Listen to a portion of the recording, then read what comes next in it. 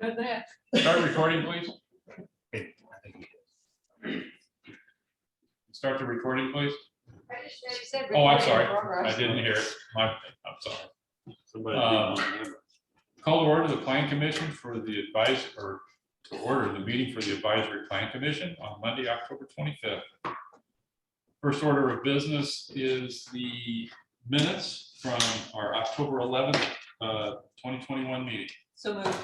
second.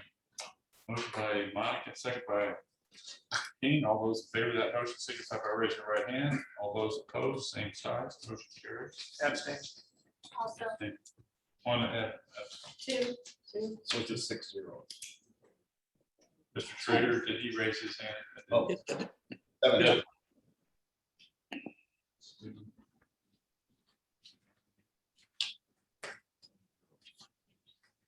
Okay. Next order of business, special requests or continuances. Seeing none. Old business. PC 2021-098 Kemp rezone for Lennar Homes. This is a public hearing, so we'll have 15 minutes for the petitioner, 15 for the demonstrator, and 5-minute rebuttal for each. Anybody that's going to speak to or against this petition needs to stand and be sworn in at this time.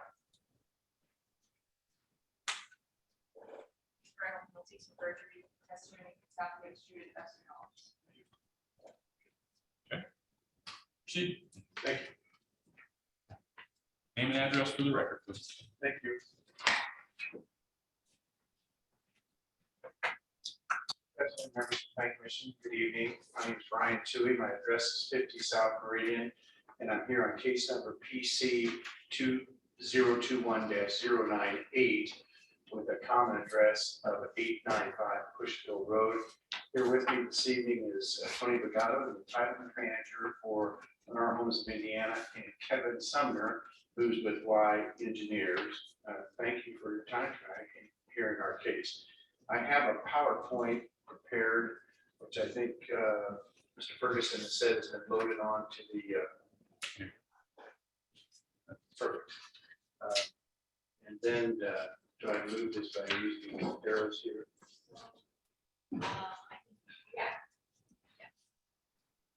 Like that. Thank you for your help. So we're here tonight requesting a rezone of about 43.5 acres at the corner of Emerson Avenue and Pushville Road from the RL district to the RA, which is a residential attached single family, and the RM residential medium. We're here on behalf of the buyer of this property, which is owned by the Kemp Family Trust.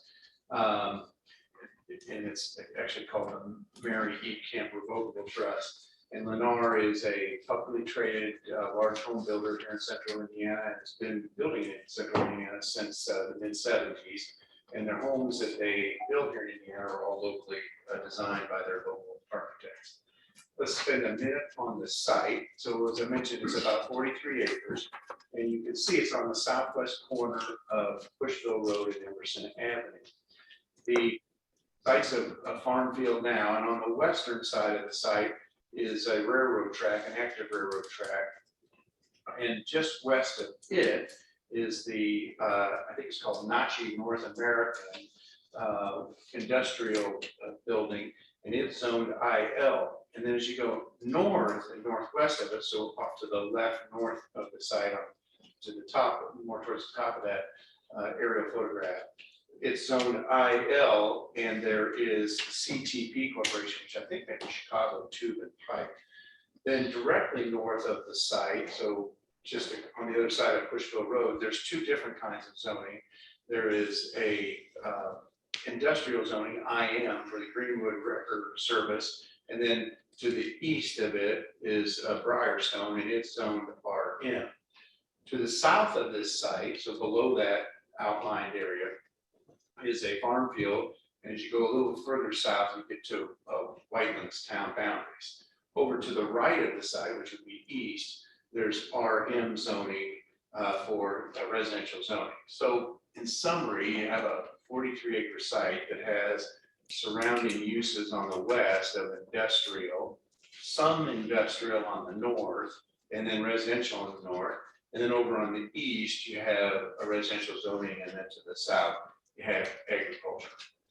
Separating the site from that industrial use are those railroad tracks that I mentioned.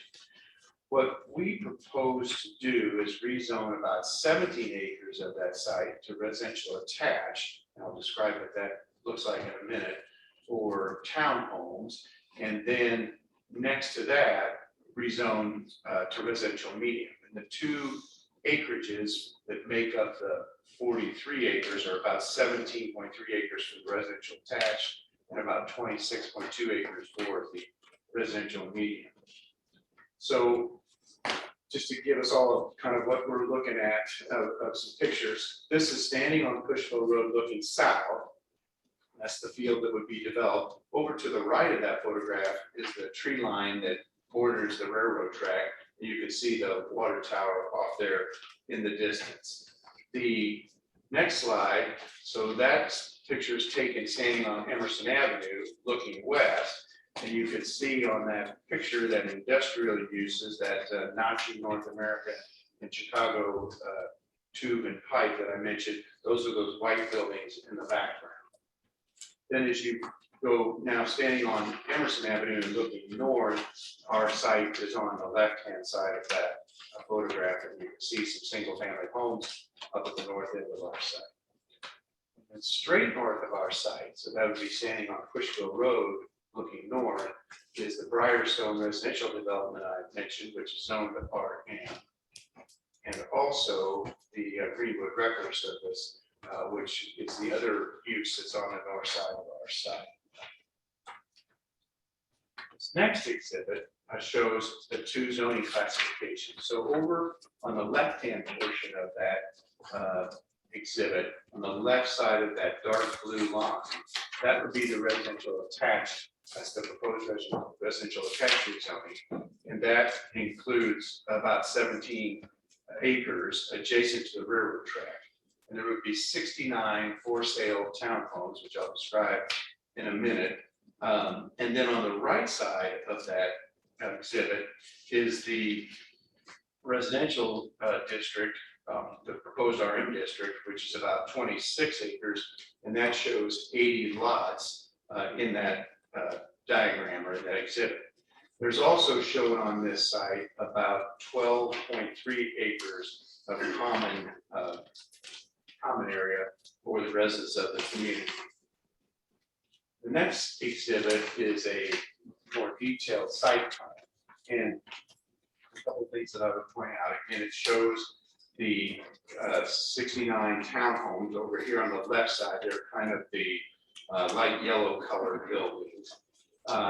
Again, adjacent to closer to the railroad tracks. And then over to the right, those lighter colored, as you call them, tan or like maybe khaki color, those are the single family homes that would be the RM zone. And a couple of things I point out, the plan calls for a walking path along the left-hand side of that exhibit that would run north to south to the right of where the railroad track is. That walking path would then turn east across the top of that exhibit along side Cushville Road and connect down into the subdivision, as you can see there to the left of where Cushville Road, where's Cushville Road are. In addition, all the streets, of course, would have sidewalks on both sides of the street.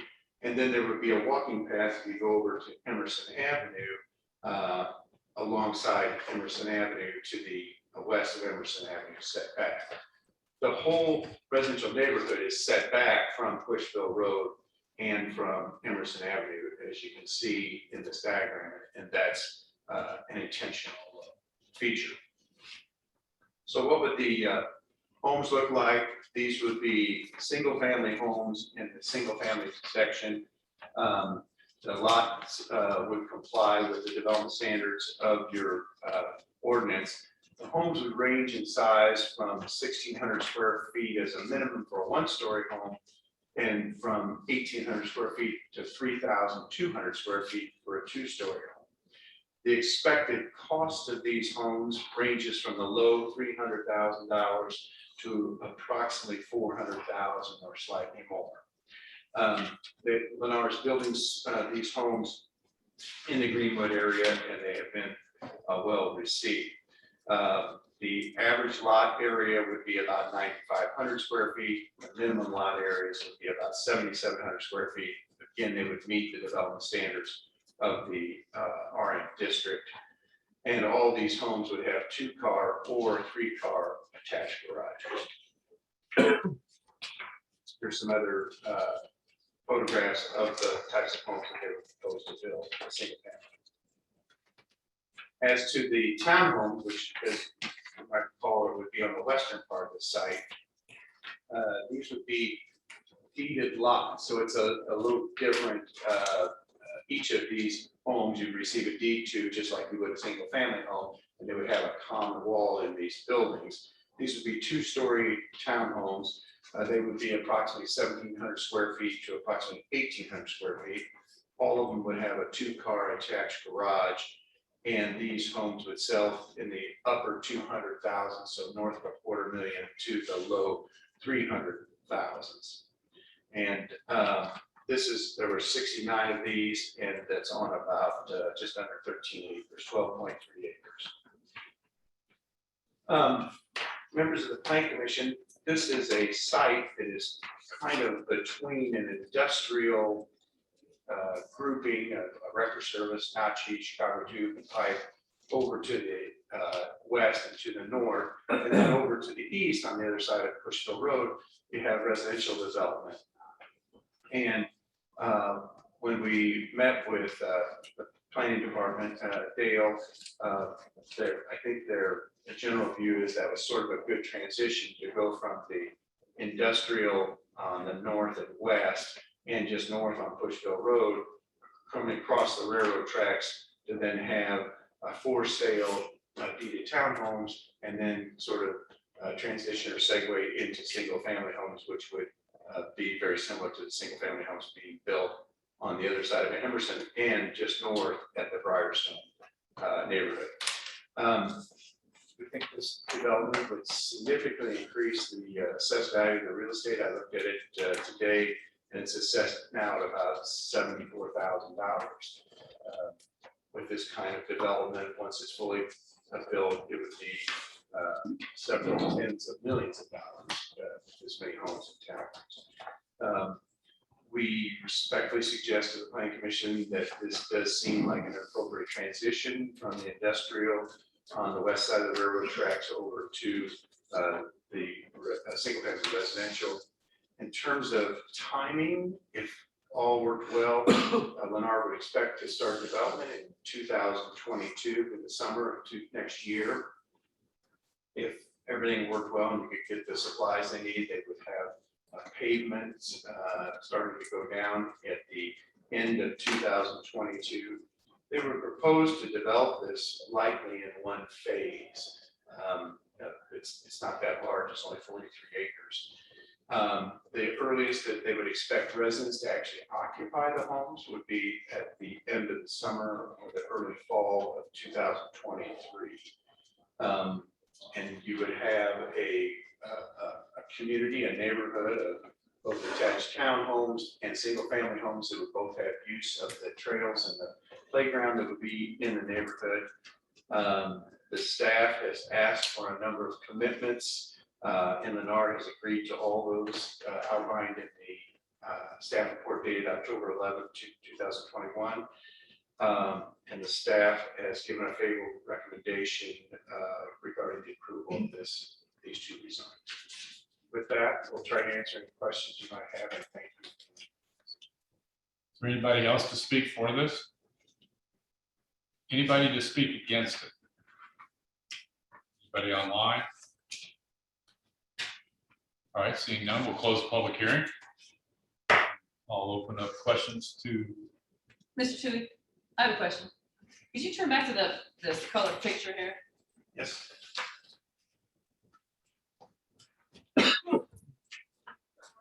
Please.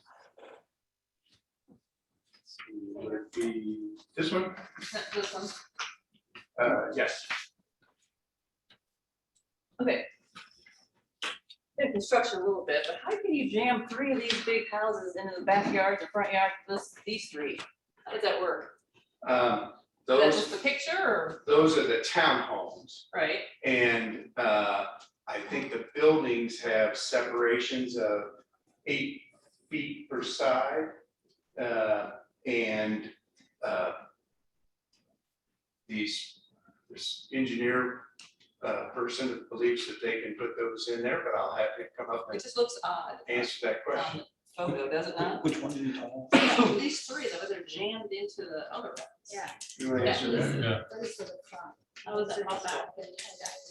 Yeah. The commissioner's talking about down here in. Yeah, right Block here. A. Yeah, they're all jammed in the back or front of Yeah. the stove. Block A's B and C. We need to get you sworn in.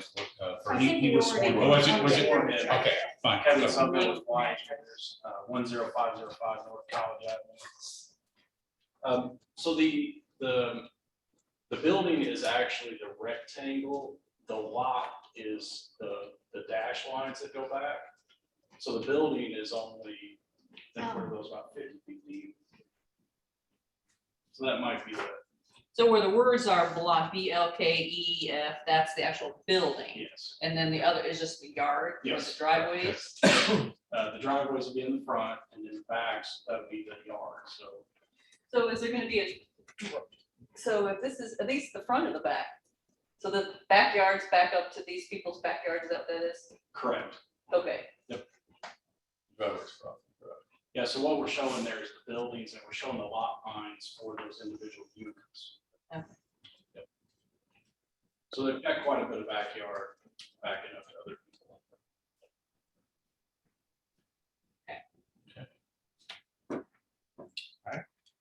Any other questions or comments?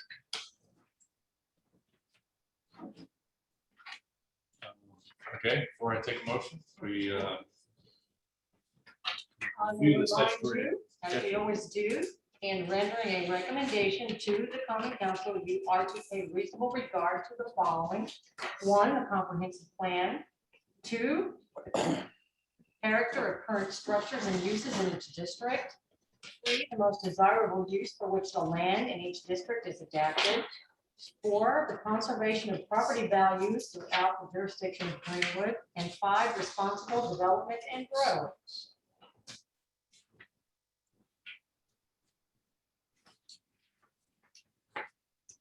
All of the public notice receipts are in order in the file. With that, I'll entertain a motion. Mr. President, I move that in regards to PC 2021-098, Lennar Homes of Indiana, I move that the petition for a zone map change to rezone approximately 43.59 acres of land located at the southwest corner of Pushville Road and Emerson Avenue within the city of Greenwood, Johnson County, Indiana, from RL Residential Large Lot Zone to RA Residential Attached Single Family Zone Use and RM Residential Medium Lot Zone Use as set forth therein, receive a favorable recommendation from the commission to the Greenwood Common Council, and the same be certified to the Greenwood Common Council in form presented with the following commitments. And there are 11 commitments, including some paragraphs included in the staff report. I'd like to add those as commitments. so. For a second.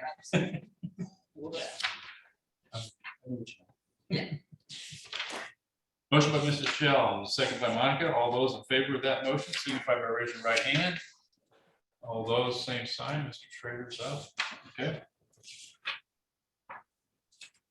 Motion carries. Good luck, gentlemen. Thank you for your time this evening. You're welcome.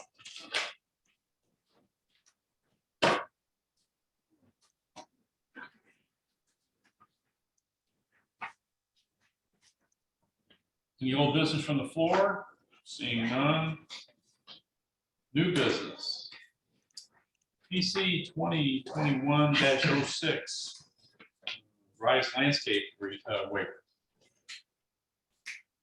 This is a public hearing, 15 minutes for the petitioner, 15 remonstrator. and 5-minute rebuttal for each. We have anybody attend us to that, either here or online? Need to stand and be sworn in, please. Do you swear to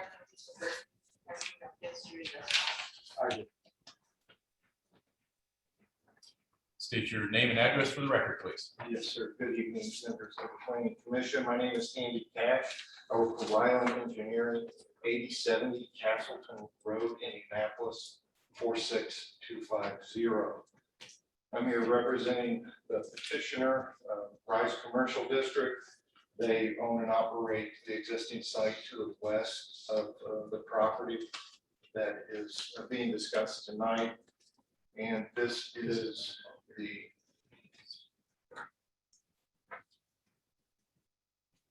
Sorry, I misinformed you. This is not a public hearing. Just a waiver request. sure, yeah. Sorry for the confusion. PC 2021-026. It's actually an expansion of the property to the west. And I worked with Dale Davis and his group to the extent that we have a plan that's acceptable to them. Should you agree to this petition this evening?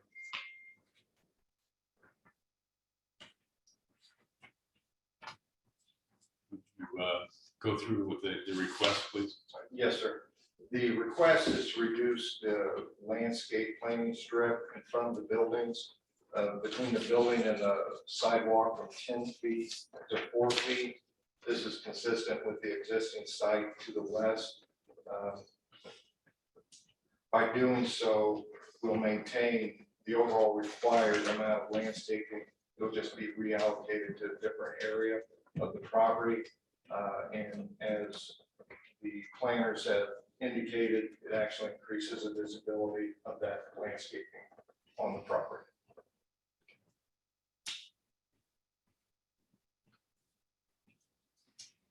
All right, is that it? Yes, sir. Okay. Are there any questions or comments from the commission? Like you said, staff has reviewed it and helped them with the moving of the requirements, and staff gives a favorable recommendation. So, good. So I know that this petition came with, also went before Board of Public Works. Yes. On this same topic, for an encroachment. I guess now, at the time, I didn't know it was rejected at the time, it's a request of the petitioner to come here for this discussion. I presume it'll now go back. Yes, it will. And what's taken place since that denial was an agreement on the extent of that encroachment, which is labeled as a 5-foot landscape easement on this plan. And Mr. Myers has agreed to that 5-foot encroachment. However, to formalize that, we will go before the board again and make that request. Thank you. Okay. Anybody else? All right, there's been a motion prepared.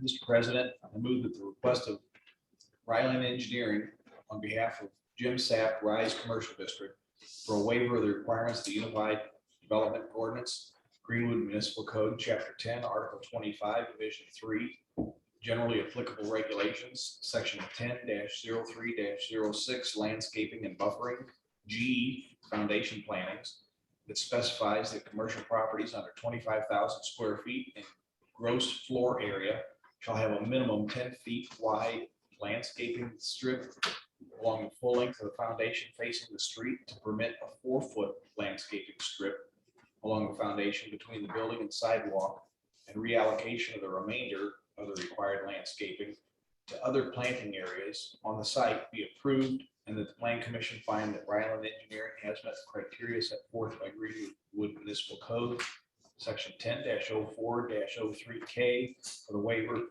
for the reasons set forth in the request for waiver as presented. Second. Motion by Mr. Shell, and second by Mr. King. All those in favor of that motion signify by raising your right hand. All those opposed, same sign. Figures up. Okay. Motion carries. Thank you. Good luck. Yes. All right. Next order of business is PC 2021-085 Ridgetop Primary Plat. This is a public hearing. 15 minutes for the petitioner, 15 demonstrator, 5-minute vote each.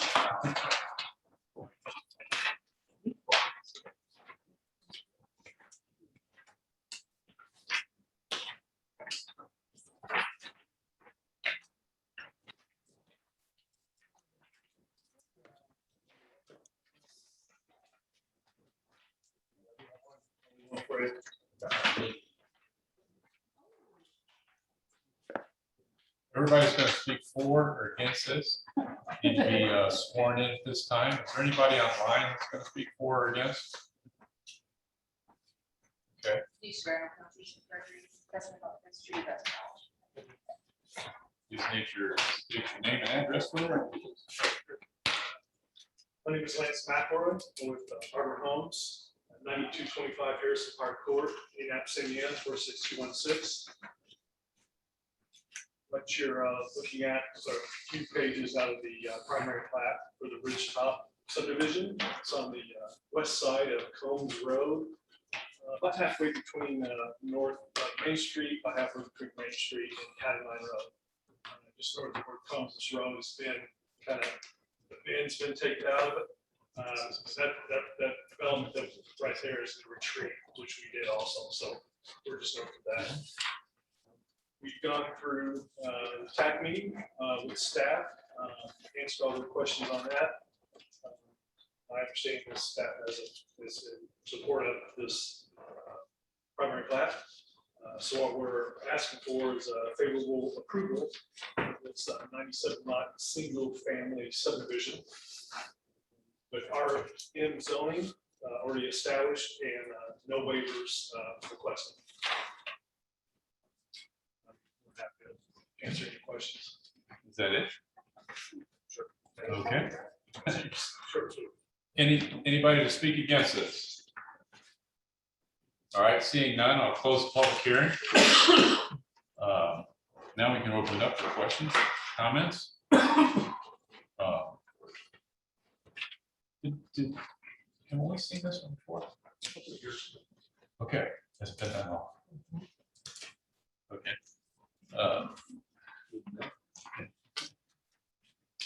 That was before the warehouse was finished, maybe. Yeah, I think you're right. Any questions or comments? Pretty straightforward.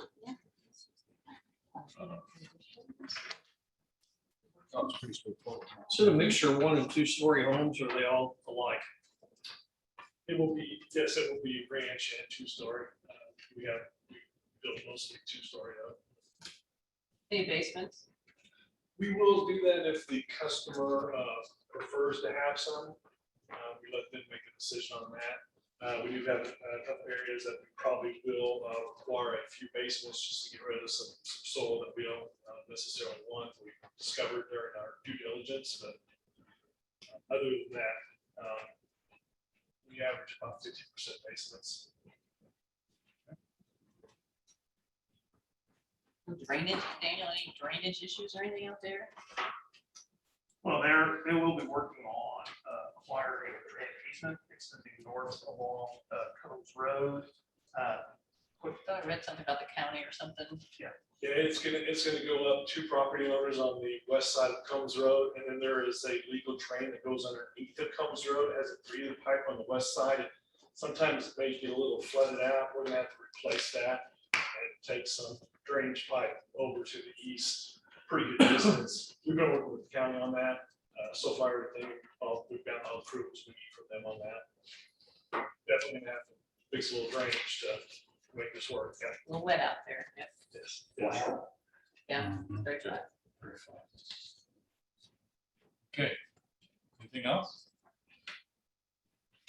Seeing none, there's been a motion prepared.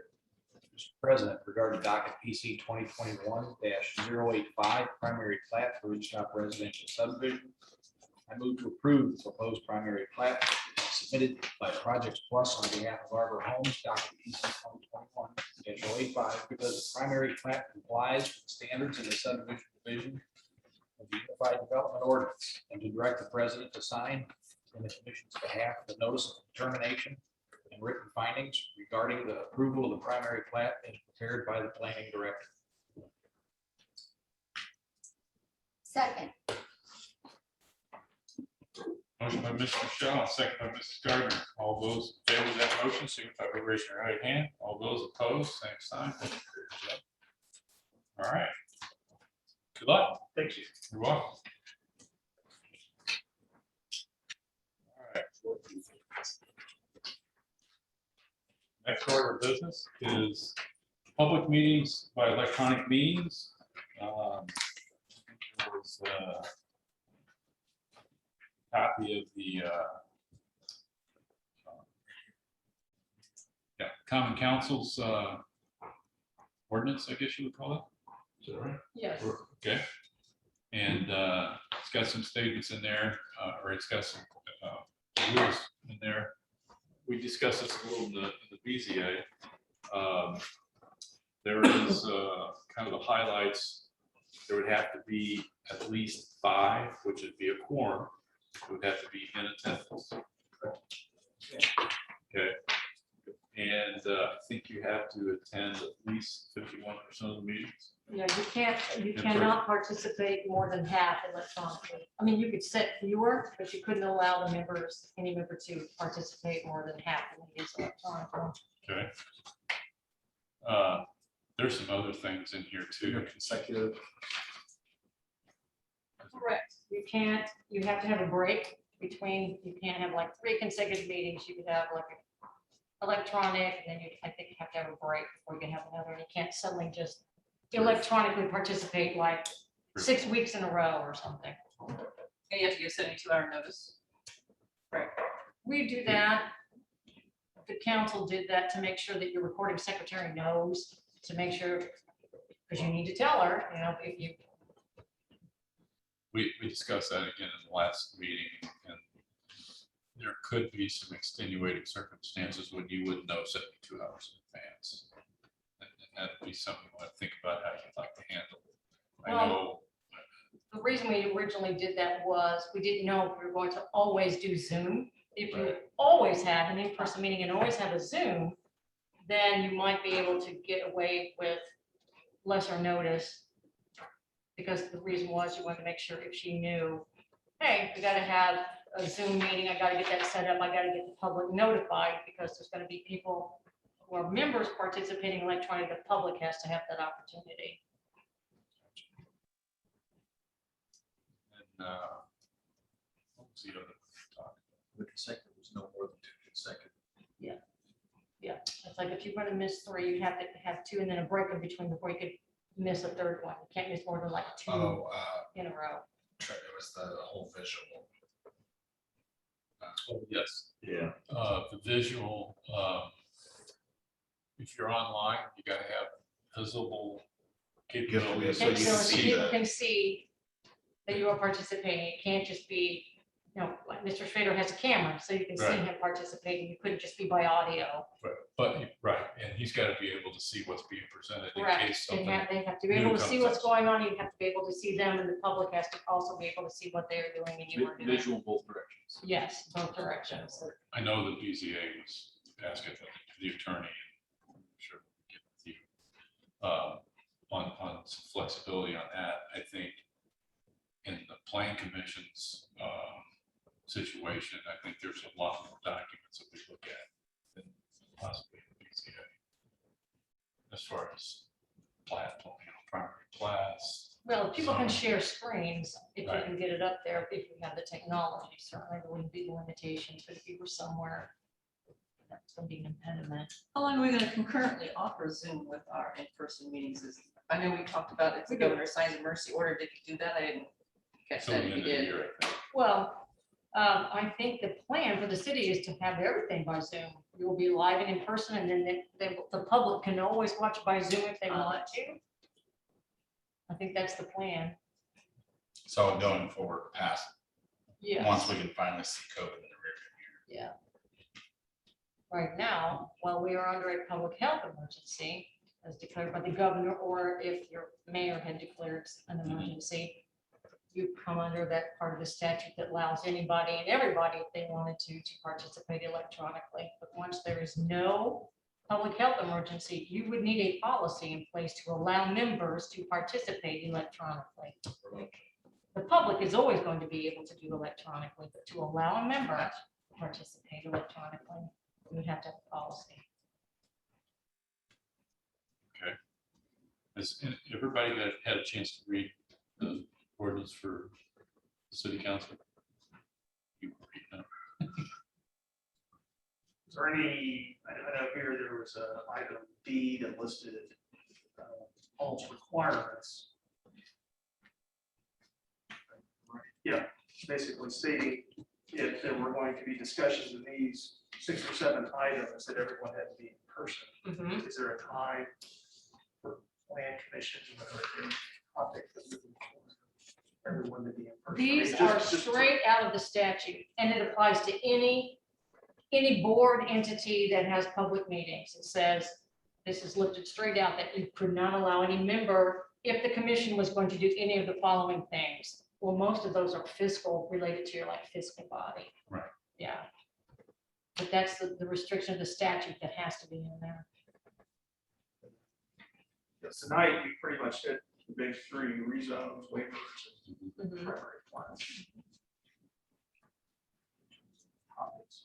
Maybe that doesn't, It does That not, that's doesn't not really something that apply. the statute addresses. It's, hey, you couldn't do that electronically. Everybody has to be present for that. Right. It's only these 7 items here. So I guess I would ask if are you comfortable with the adopting this as our standard for the plan commission?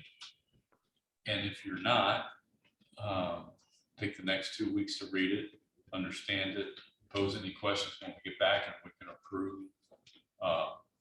We can approve it then, or is there specific changes that you would like the attorneys to make before we adopt? You would want to do it probably as an amendment to your rules of procedure. So Okay. if you are comfortable with what is in here, what we would have to do is take it and do a amendment to the rules of procedure to put an electronic meeting policy in your rules for you to then act upon. Okay. And then the reasons for participating would be if you're ill, if you're in the military, or what was the other, Well, if Death you, in the if family. death in the family. But if you're traveling, a threat. Actual. or- Well, and this is, that restriction there is if you can't do more than 2 consecutive ones unless you can't be there for the 3rd because you're in the military I or got you. you've got an illness or you're, then that's when those restrictions come in. Otherwise, you can participate, just not like 3 meetings in a row unless you meet one of those. Oh, okay. exceptions. thank you for that. That makes sense. Which that really kind of clarifies some of our questions we had. Mhm. I have a comment. I'm in a post-COVID environment. I'm not as comfortable having frequent remote participation. You know, if someone follows this, you know, and we have 12 or 14 meetings in a year, they're remote 6 times or 7 times or whatever. I don't think the participation is as spirited, if you will. Typically, people who are calling in remotely, it's more of an observation. There's not as much participation. Careful, Mr. Schrader. might I'm get not this- speaking badly of anybody. Haven't said a word. Well, as I said, that's up to what you're comfortable with. Yeah. The max is no more than 50%. You could make it less. That is up And to you. that's just my observation and thought, and, you know, obviously, if I'm in a minority or a severe minority, you know, I understand that, appreciate everybody else's view. so you're wanting to encourage in-person. Yes, participation. Right. yes. Which, I mean, if you're in, if for whatever reason, if you can be here, you should be here.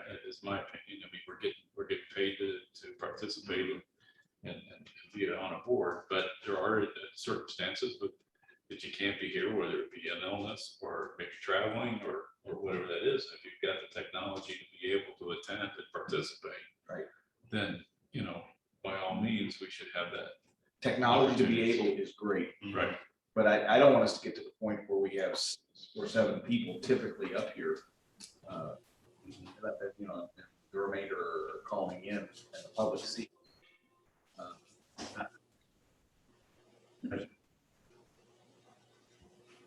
Does everybody else feel? Yeah, I agree with him, and my situation was pretty unique today. I was around people the last 2 days who all tested positive this morning for COVID. Thank you for that. Thank you for staying there. Yeah. So, I had literally just a couple hours to decide whether or not I was going to come to the meeting tonight or not. And speaking with Lisa at the mayor's office, and she spoke to HR, we thought this was the best route to go. But I agree, there is more spirited back and forth between members and the public when everybody's engaged and in person.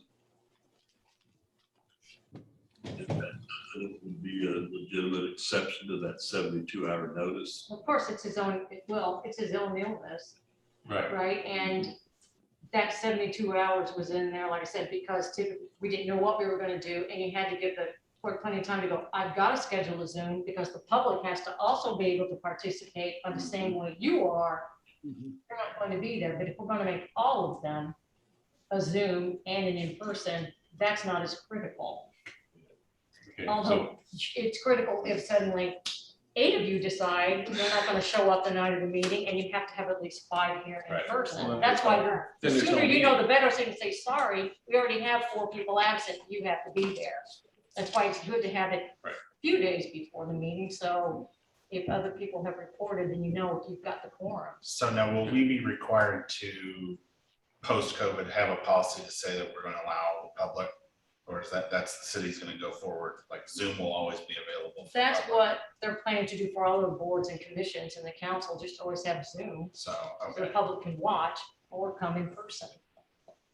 all right, so That's convenient for them. well, yeah, which for And for like public. presenters that were here, they would not have had to come in person, they could have done it by Zoom. If you have people who are out of state, for instance, sometimes you'll have out of state engineering firms or something that is more convenient for them. well, we had, I think last week, we had somebody from Chicago. Mhm. Yeah. So, there are 24, there's 23 meetings in the year. So we'd have to be here for 12. Do we want to change that requirement? Well, so far, I think this is our 11th meeting of the year. It's the end of October. Because of canceled meetings. We had any cancel? Well, there's sometimes if there's no business, then you Yeah. cancel, nothing, no petitions are filed, you will occasionally It's- cancel a meeting. It's but 11 or 12, I can't remember you which. don't know. Yeah, Go so, back and I look. keep score on my little sheet. but basically, then, if we had a canceled meeting, then, I mean, if we only had 12 meetings this year, then you had to be here for 7. Correct. So we're putting it to a percentage. So, Do you want to reduce the half the percentage? Do you That is. wanna- Do you want to Why reduce the are you meetings? looking at or me? It's your policy. I'm gonna sit back here, it's your policy. He's like, what do Why don't we you just say, be here, hell or high water, if you can't do the Zoom meeting? 75%. You have to be here for 75% of the meeting? What do you think, John? I don't disagree with that 75? fundamentally, because I mean, That- you should be able to commit to 100, but stuff Right. happens and things Mhm. come up. An Exposed to illness, COVID. exposed to COVID, a quick trip. 75% would be basically 18 meetings if we had 23 meetings on the year. So you would say you could miss then up to 25% is the maximum number Right. you could miss as a member. yeah, Which would be 6 meetings, which would be one every other month. 6 or 3 or however many meetings. Yeah. And unless the I mean, that's just plain irresponsible. If you're not showing up. You're not and fulfilling your, Yeah, if you're Right. not sick, Mhm. if you just continually do not show up and try to call in and you're sitting at home eating popcorn. We Which can I give a did better during, movie to watch. Which than I- playing It's a meeting. and I have phoned in from Mexico. I mean, We can be home. Phoned in watching the ball. car once, Yeah. I remember that. Well, I know in BZA we took it at the 70 charge, maybe shortened. I mean, obviously, Right. it might If at all possible, 72 hours, maybe have Well, the so wording. if you think about it, 72 hours is Friday, right? Yeah, Because It we're not here excludes Saturday the and Sundays. This excludes the weekends. if I We were remember trying to match the open door law, which if you have to give 48 hours notice, so if your recording secretary had to get a Zoom meeting set up because one wasn't scheduled, that gave time to try to get with IT to get that done and meet the 48 hours open door notice. but if we're kind of shaping this for But that, we're always gonna have Zoom as an option, and really, the planning director and the president and the, need to know to make sure you've got a quorum and you can have a meeting. so I more of an ideally 72 hours, but you could, There'd be extenuating circumstances. I assume they'll have the same thing. Yes, everything will be Zoom. Yeah. So it would be kept in. I think basically that requirement is mostly to know to set up Zoom. And if we're gonna Right, have it, and meet the open door law 48 hours notice, because the clerk has, you know, sometimes we've found a couple of council agendas where the Zoom information wasn't put on there. So let's make sure we can double check it. Yep, we've got the Zoom on there, so if Linda Gibson is going to be participating electronically, we have to make sure that the public can also participate by the same means she is participating. Is there a cost to set up a Zoom meeting? We have like a license, like a fee. Okay, so it doesn't matter how many meetings we set up. No. You pay more if you're gonna go more than like an hour, there's different charges, different rates, but I think that's paid for. So if we were to put, why not just put the Zoom meeting link on there forever, on every agenda? We do, that was the point I made, that we're gonna. That's what we're doing now. Okay, I missed that, sorry. Yeah. All right. Any more discussion on that? I mean, Yep. you gonna set up? I think that the consensus I'm hearing is you like council policy, kind of want to follow, although you're gonna put the max at 25% of the meetings a year, not 50% of the meetings. I think so. Okay. Mr. Schrader, you okay with that? Yes, sir. Some language together for a proposed rule of procedure amendment, and we'll get that by the next meeting. Okay. Any Thank other you, questions, Sean. comments? Oh, all right. Next order of business is the meeting schedule. I think everybody got one. There are 23 meetings for next year, and I double checked the dates. Looked like all the dates were correct. Anybody got any questions or comments on that? If not, I need a motion. motion to approve the PC meeting schedule for 2022 as presented. Second.